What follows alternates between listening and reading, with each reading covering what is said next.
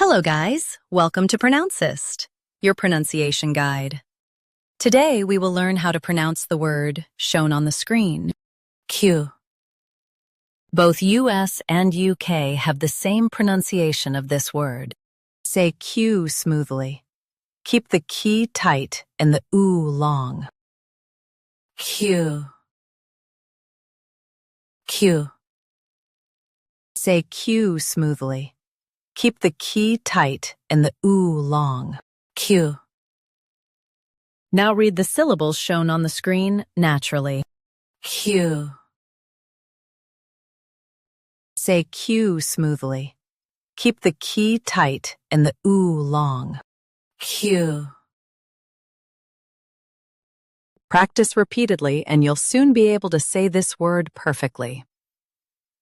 The best way to practice is to repeat the syllable multiple times. The meaning of the word is a line or waiting turn. Try repeating this word several times to improve your pronunciation. We post daily videos on useful and commonly mispronounced words to help you speak clearly and confidently. Save this video and subscribe to Pronouncist for more pronunciation guides. Thanks for watching us.